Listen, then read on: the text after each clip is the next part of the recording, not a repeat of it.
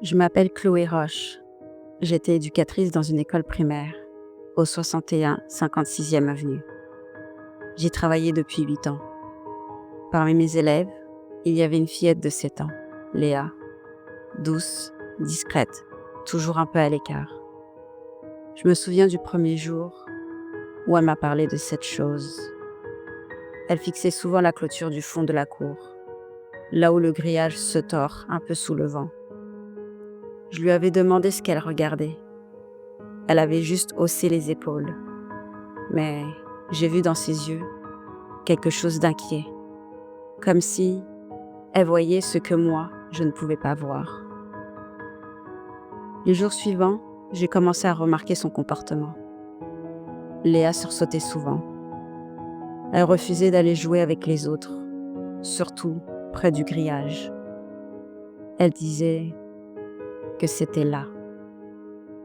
Je ne comprenais pas. Je pensais à une amie imaginaire, une invention pour attirer l'attention. Mais son regard, lui, n'avait rien d'enfantin. Il était fixe. Un jour, pendant que les autres riaient, Léa est restée immobile. Elle regardait l'autre côté de la rue. J'ai suivi sa ligne de regard, sans trop savoir pourquoi. Et je l'ai vue. Une silhouette, loin, mais pas assez. Debout, droite, tournée vers nous. J'ai cru rêver. Quand j'ai cligné des yeux, elle avait disparu. Le lendemain, Léa ne voulait plus sortir en récréation. Elle disait que la chose s'approchait chaque jour un peu plus. Je ne l'ai pas vraiment cru, mais au fond, j'étais mal à l'aise. Je me sentais aussi observée. Et parfois sans raison, l'air devenait plus lourd, comme si la cour perdait de sa couleur. Le jeudi, alors que je rangeais les jeux, j'ai entendu Léa pleurer. Elle fixait le grillage, le doigt pointé vers la rue. Je me suis approchée lentement, et là, je l'ai revue. Une silhouette d'homme, mais quelque chose n'allait pas dans la manière dont il se tenait. Comme si son corps imitait mal la posture humaine, et ce silence autour de lui. Même les enfants semblaient parler moins fort. Sa tête penchait légèrement, et son visage. Il était fait de petits bras de poupée, serrés les uns contre les autres, laissant une bouche béante. Mon cœur s'est arrêté. Un cri m'a échappé. Un cri si fort que les enfants se sont tus d'un coup. Mes collègues ont accouru, mais la chose n'était plus là.